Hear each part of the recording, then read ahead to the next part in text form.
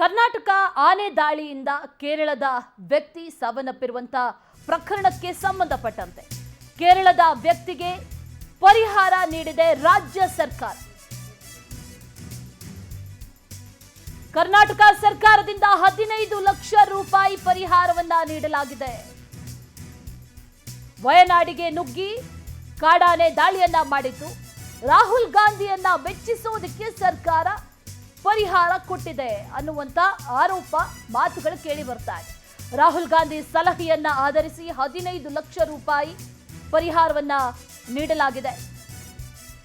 ರಾಜ್ಯದಲ್ಲಿ ಸೆರೆ ಹಿಡಿಯಲಾದಂತ ಆನೆ ಕರ್ನಾಟಕದ ಆನೆ, ವಯನಾಡು ಮೂಲದ ಕೇರಳದ ವ್ಯಕ್ತಿ ಆತ ಸಾವನ್ನಪ್ಪಿದ್ದ. ಆತನ ಕುಟುಂಬಕ್ಕೆ ಕರ್ನಾಟಕ ಸರ್ಕಾರ ಪರಿಹಾರದ ರೂಪವಾಗಿ 15 ಲಕ್ಷ ರೂಪಾಯಿಯನ್ನ ನೀಡಿದೆ. ಇದು ಕಾನೂನು ಬಾಹಿರ ಅನ್ನುವಂತ ಮಾತುಗಳು ಈಗ ಕೇಳಿ ಬರ್ತಾ ಇದೆ.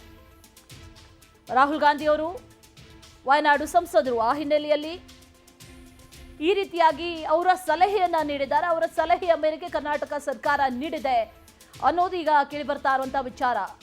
2023 ನವೆಂಬರ್ 30ರಂದು ಈ ಆನೆಯನ್ನ ಸೆರೆ ಹಿಡಿಯಲಾಗಿತ್ತು. ಹಾಸನದ ಬೇಲೂರಿನಲ್ಲಿ ಈ ಕಾಡಾನೆಯನ್ನ ಸೆರೆ ಹಿಡಿಯಲಾಗಿತ್ತು.